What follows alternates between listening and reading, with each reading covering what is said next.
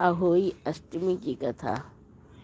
आइए हम सब अपनी संतानों की रक्षा के लिए अहोई अष्टमी का व्रत करते हैं और उस कथा को सुनते हैं।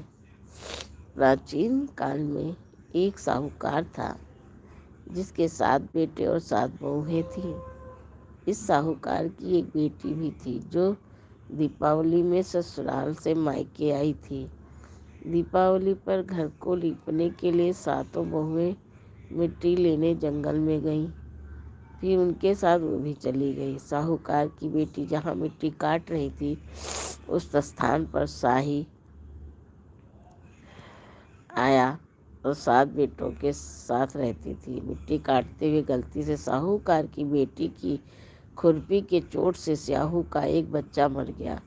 इस पर क्रोधित होकर स्याहू बोली, मैं तुम्हारी कोख बांधूंगी।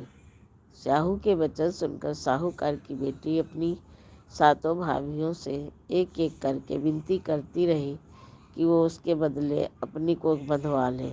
सबसे छोटी भाभी ननद के बदले अपनी कोख बंधवाने के लिए तैयार हो जाती है। इसके बाद छोटी भाभी के जो भी बच्चे होते वे 7 दिन बाद मर जाते। 7 पुत्रों की इस प्रकार मृत होने के बाद उसने पंडित को बुलवाकर इसका कारण पूछा तो सुरही गाय की सेवा करने की सलाह दी। सुरही गाय सेवा से प्रसन्न होती है और स्याहू के पास ले जाती है। रास्ते में जाने पर दोनों आराम करने लगती तो अचानक साहूकार की छोटी बहू की एक ओर जाती है और देखती की है कि एक सांप गरुड़ पकनी के बच्चों को डसने जा रहा है और वो सांप को मार देती। इतने में गरुड़ पकनी वहाँ आ जाती है और खून बिखरा हुआ देखकर उसे लगता है कि छोटी बहू ने उसके बच्चे के साथ को मार दिया है। इस पर वो छोटी बहू को चोंच मारना शुरू कर देती है। छोटी बहू इस पर कहती है कि उसने तो उसके बच्चे की जान बचाई है।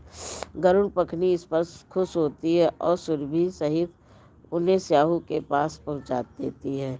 यहाँ साहू छोटी बहू की सेवा से प्रसन्न होकर उसे 7 पुत्र और 7 बहू होने का आशीर्वाद देती है।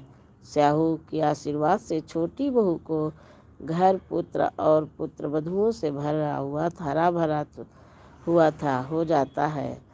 अहोई व्रत का अर्थ ये है कि ये व्रत नहीं खाली होता है केवल अनहोनी को होनी बनाना और किसी अप्रिय को से हटाकर प्रिय बनाना। हरि ओम तत्सत। हे